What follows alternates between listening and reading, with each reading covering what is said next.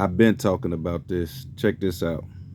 Like this, I've seen alligators on jars. I've seen alligator ashtrays, and I've seen them depicted with kids in it. And I was wondering why the children would be there. As a matter of fact, this particular pencil sharpener, this is a pencil sharpener or a pencil holder with a kid, a black head of a baby sitting out of its mouth. I didn't pay any attention. I have been collecting for quite a few years, and I have the posters and things like that about different things. And then one day I was down in Florida. I'd gone down with my wife, and I took a trip for myself off to the Wild Blue Yonder, going out to hunt artifacts. And in my quest to hunt artifacts, I came upon a pawn shop in Sanford, Florida.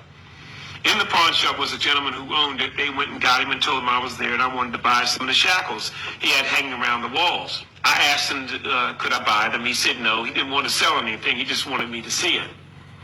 Then we began to talk. And I asked him, I said, look, please let me buy something. I got to take something from here. He says, no. He says, I don't want to sell anything. He said, but I'm going to the back and I'll sit down. Meanwhile, he came out and came back out and began to talk to me. He said, he said, you probably don't know this. He said, but years ago, he said, my grandfather, before he died, told me of the things they would do.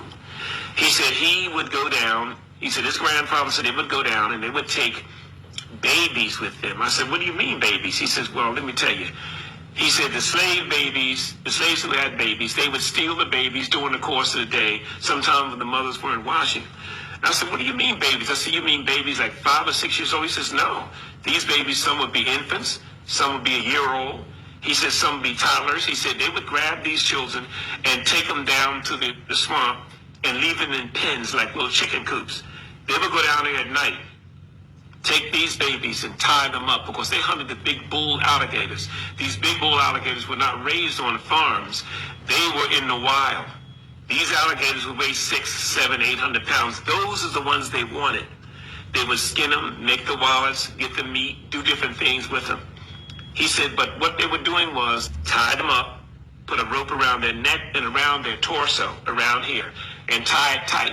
He said, I said, well, what would the babies be doing? He said, well, my grandfather said they'd be screaming.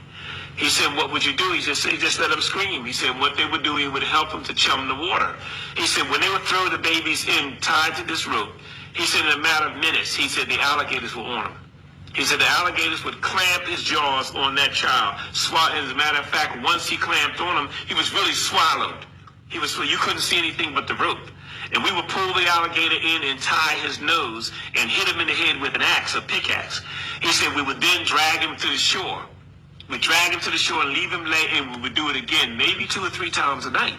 He said, I said, so what do you mean? He said, well, yeah, they were taking these babies and killing them for alligator bait. I said, so all these things I've been collecting,